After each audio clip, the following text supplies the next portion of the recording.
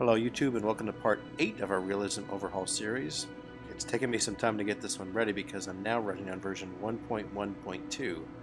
So I had to make sure all the mods were compatible, upgrade my save file and stuff, but I think we might actually be at a spot where this will work today. I've run into a few bugs before testing this, so we'll see if we can get through this without any hiccups, but we'll go ahead and resume our Realism game. Alright, first things first, let's take a look at what contracts we have available.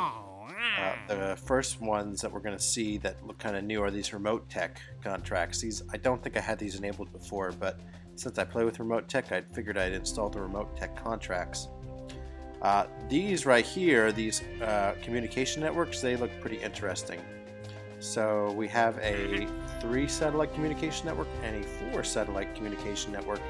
And it says make sure that we only accept one of these, either the 3 or 4.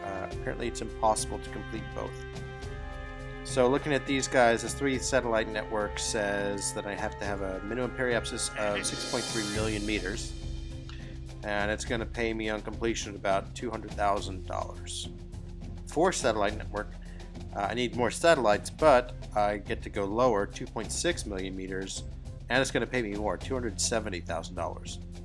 So I think I'm going to go with this one. If nothing else, it pays more. It definitely offsets the cost of the extra satellite. These things should only be about, I guess, probably $10,000 to build.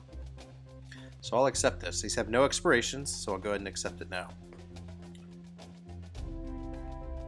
Now, if we take a look at our map, actually, if we're going to go back and look at this contract real quick, and we're going to see that these satellites need to have an inclination below 1 degree.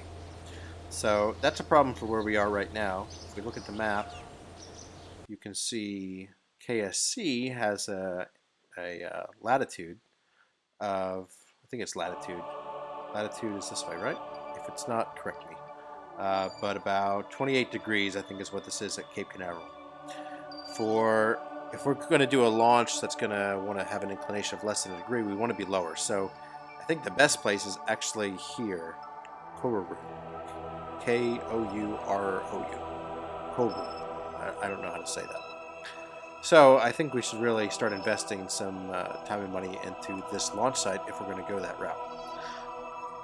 I would switch there now, but we're going to see that I'm pretty sure the rocket I'm going to build is going to be pretty big, a lot bigger than would normally fit on our basic launch pad here. So I would go ahead and upgrade this launch pad, but you'll see whenever we try, it says facility is already being upgraded, even though it's not. So I think this is a bug in one of the mods that I'm using. Maybe the launch site switcher, I'm not sure. But if we go back to our previous launch site at Cape Canaveral, we'll see that we are still upgrading the launch pad there. So I think what we need to do is wait for that to finish before we can do anything. So now we can see, yep, sure enough, here's our launch pad being reconditioned. So I guess we can start researching some of this technology while this finishes. Now I was looking through the tech tree and I saw that basic avionics actually unlocks before stability and early probes. So I really think that we should research that first. I don't know what we would do if we tried to research this before basic avionics. So we'll warp to completion of this. And we see that our launch pad's actually going to finish before stability and early probes. So I'll warp to completion of the launch pad. And then whenever that's done, I'll go ahead and switch to my equatorial launch site over here in Brazil. And we'll start upgrading his launch pad.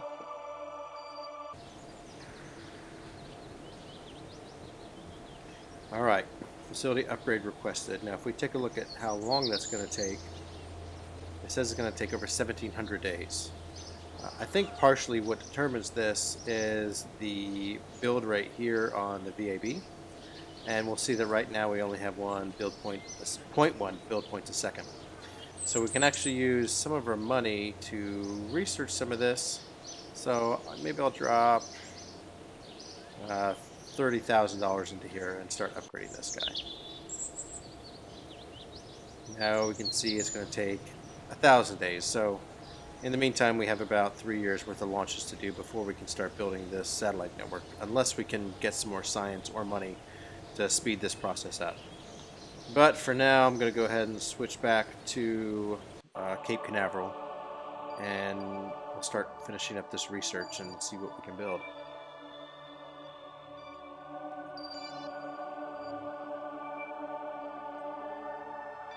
I think we should probably go for basic orbital rocketry too.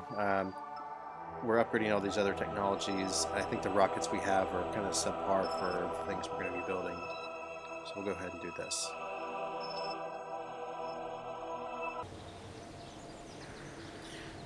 Alright, it's worth taking a look at what contracts are available for us. We have these position satellite in a polar orbit of Earth.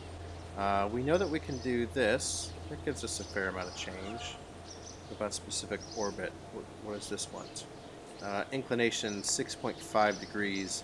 This would be another one where we'd probably want to launch from our equatorial launch point. So this expires in 5 days, but the duration 1,300 days. So I'm pretty sure that we could build something and complete this within this time frame. So I'm going to go ahead and accept this guy. Apoapsis and periapsis, 1,000,000 meters. I think that's doable, especially with the new technology. So we'll accept this. Alright, I think it's time to see what we can build for $50,000. Really, I think the currency conversion is 1,000 to 1, so this would be $50 million in, what is it, 1950s currency? I think that's what they based it on. Alright, so one cool feature now that we have is previously only what was unlocked would be visible here. Now we can see even the things that are locked, and we can actually purchase them from this screen.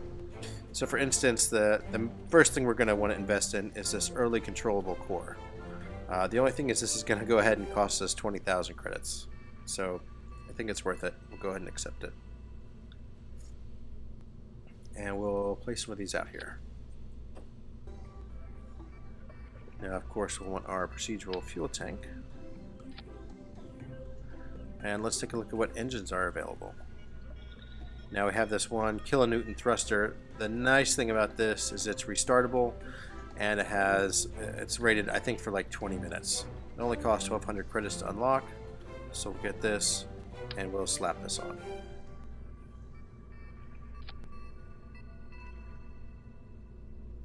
Now let's see what kind of technology this has. This is default configured to use hydrazine. Out of all these different fuels, I think it's the most efficient with an ISP of 187 seconds. The rest of these guys are lower. So hydrazine requires a pressurized tank. And I'm not sure why slapping this engine on here doesn't let me select hydrazine here. I actually need to go into the UI and select it here, but I don't know.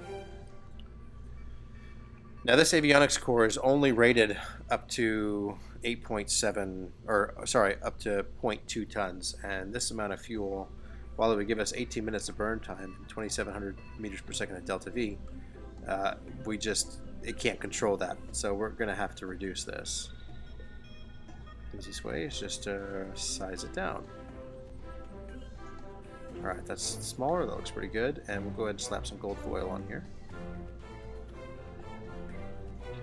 And of course, what satellite would be complete without a nice antenna?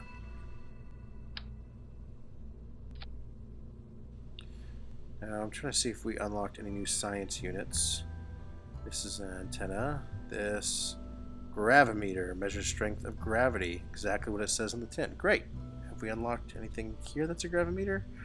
I don't think we have. This is also a gravimeter. But I like how this one looks, even though it's kind of cool that these all look kind of similar now. But it's going to cost 2,000 credits. I think for the science that we're going to get for it, it's worth it. And we will just slap one of these on here. And to balance it out, I think we're going to need another piece of science equipment. Now, one thing that we also unlocked, which is going to be critical, is our solar panel. That's going to cost us 6,000 credits. But we can go ahead and slap maybe 4 of these on. And we're still within our mass limitation. And now to make this complete, we're going to need some thrusters to actually maneuver around. Without these, we're going to have no control over where this guy is pointing. So I think I'm probably going to go with the smallest one, which is the 2845 N class. That's only going to be a purchase price of 8,000 credits, so that's not too bad. 800 credits, sorry. And I'll throw 4 of these on right here.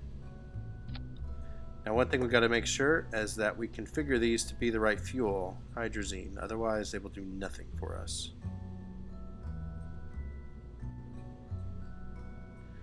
Now, adding those little thrusters has increased our weight, so we're going to need to reduce the amount of fuel that we carry.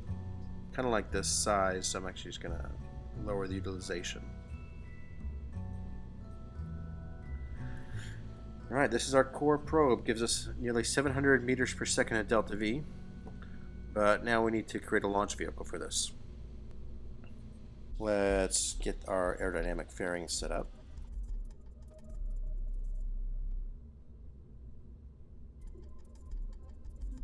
And now we will slap a fuel tank on this thing. Now we see we have the new mid version of the AJ10. This is totally going to be worth it because it's has a higher efficiency and has a 5-minute burn time. So I'm going to go ahead and use this, and I'm pretty sure there's no upgrades available yet. We can't get the AJ10 118E yet, but we can see 5 minutes of burn time. So we'll go ahead and adjust to the right fuel. I think actually this requires, and I always forget this, see, feed pressure is too low. We need to make sure that we use a pressurized tank before we fill this up with fuel. Otherwise, we're going to be sadly disappointed whenever we go to insert ourselves into orbit and this engine does not work. Go ahead and fix our staging here. And we're going to bring the burn time up to 5 minutes for this. That's actually pretty good. If I do this, I'll want to increase the size of this fairing. And now we'll see we're running into avionics issues. So let's go ahead and put an avionics pod on here. This guy is going to give us, I think this is the one that we want. Good, up to 45 tons. Alright, and we'll need some ullage thrusters in the bottom of this, like normal. This list gets a lot more cluttered now that we can see everything that we can unlock. For those on, adjust the thrust limiter, and while we're on this upper stage, we'll go ahead and at least put a fairing on so we get an idea of what this will look like.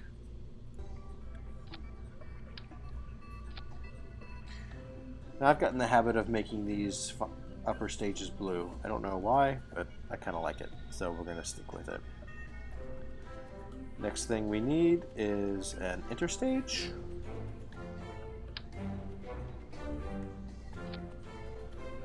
And now we need a sustainer. So we slap another fuel tank on here, and we take a look at what engines we have available for us. Somewhere there's a sustainer engine I think I'm going to use. Pretty sure it's this, the LR105. So the reason I like this, look at the engine ISP. While it doesn't have a great sea level ISP, the vacuum ISP is 309 seconds. Looking at these other engines, I don't think we really see anything that big. You can see here is the 309 for this guy. This is 282, 284, so nothing quite like that. Here's 308. It's pretty close.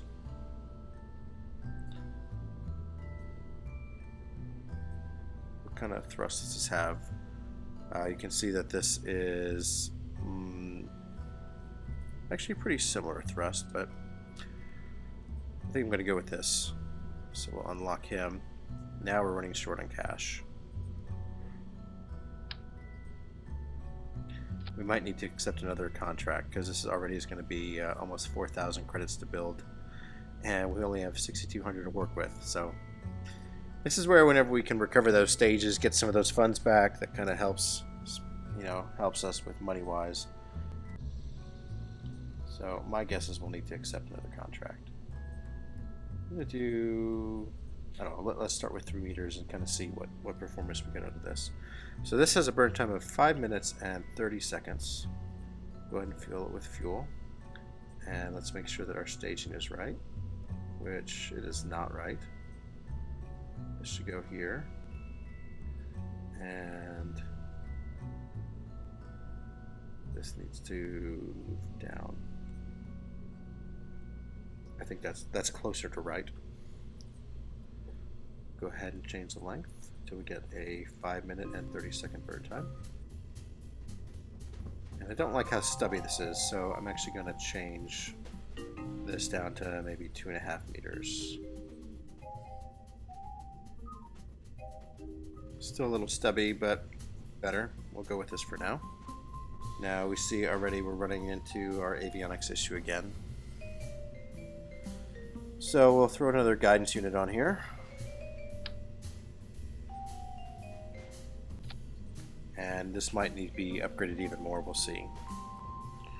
Now this gives us 10,000 meters per second at delta V, but there's no way we can get this thing off the launch pad. This engine right now only has a thrust weight ratio at sea level of 0.54, so it would have to burn a lot of fuel before it even got off the ground. So to mitigate that, we are going to have to add some boosters around the outside. First thing that we want is a decoupler. I like these hydraulic detachment manifolds. They look like they can handle a beefy booster. And now we'll slap on some fuel tanks. And let's see what we'll use for our boosters. The RD-103 we already have unlocked. It has plenty of thrust. Doesn't have the greatest ISP at 244 seconds, but I'm not going to be using it too long, so we'll go ahead and play with this and see what it can do for us. Now, it has a burn time of 1 minute 52 seconds. So we'll put it in its own stage and kind of see what it says it can give us. Just the fuel. Alright, gives us 3 seconds, but we know with those 3 seconds we would at least have enough to partially get off the pad. Let's make this a little bit bigger. And this is actually a pretty good thrust weight ratio. We'd actually start the sustainer engine at the same time, so we'll see that our thrust to weight ratio would be actually a little bit higher. But I want to make sure that we're not exceeding our burn time, so I'm going to keep these separate for now. I think I'll go ahead and add some aerodynamic features like a nose cone. Now you can see we actually have 2 attachment ports up here, attachment points. What's going on is this engine, the way it's designed, if it has this other node that's really tall. And if I attach to that node, you'll see I get a cool, if I can actually get it to attach. I can't. I can probably attach this here. And then I get a cool, cool base plate. But I haven't really found a reliable way to attach that. I don't know why it just doesn't add the node here, and if I snap it here it would do one thing and there and do the other, but I guess some legacy system has it attaching to the top of the node. So let's see if I can get this to reattach. And I'd like to put this down there. That way I can make this a little bit smoother. So we'll switch to smooth cone. We're getting pretty close to our rated burn time. Probably do the same sort of thing on the bottom. 151, and what did we say we had to work with? 152. So that's pretty close. We'll kind of keep these the way they are. Actually, I think I want this just aesthetics wise a little less, and I'll extend this a little bit longer. That looks good. I'm going to apply the same sort of aerodynamic stuff to the bottom of this guy as well.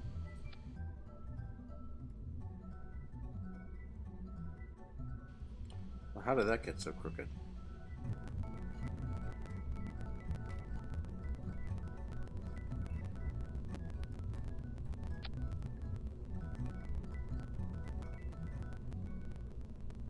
doesn't look completely horrible. Maybe it does look completely horrible, but this is what I'm going to go with.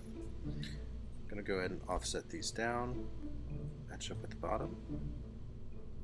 That's good.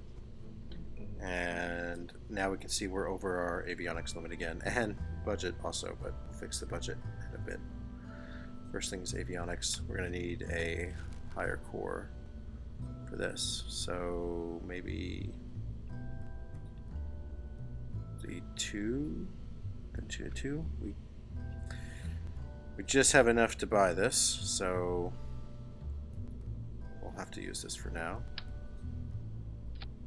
And put on some fairings again after we adjust the height of this.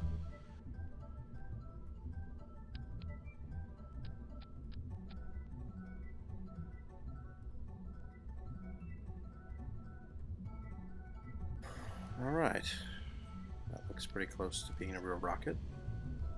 Let's go ahead and bring the whole rocket down. That's looking legitimate. Add some launch clamps. And I think I'll use the umbilical tower for the center part. Looks kind of cool, don't you think? Go ahead and toggle the pumps on.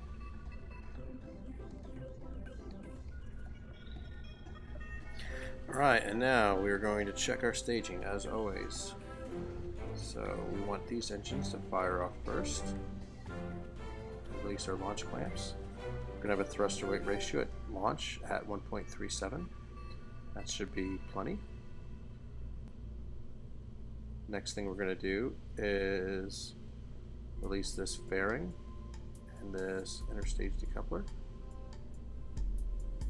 Make sure that's right. Why these have a green tint.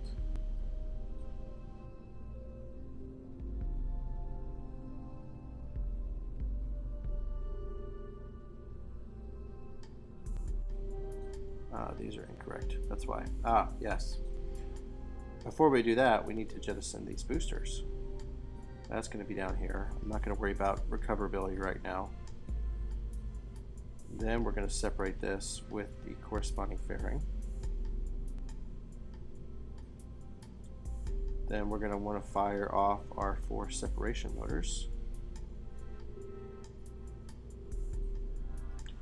Then we will fire our AJ10. And then we will fire off our upper fairings. And then separate, and then this guy should be on its own. I think this will work. This gives us total delta V of almost 12,500 meters per second. So I think that should be enough to get into a polar orbit.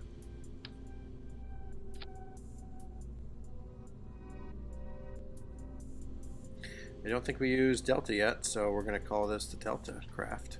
Save it, and then figure out who do we need to convince to actually fund this, because we only have $299, and this is going to take $8,500. We'll take a look at doing that in the next episode. Until then, see you next time.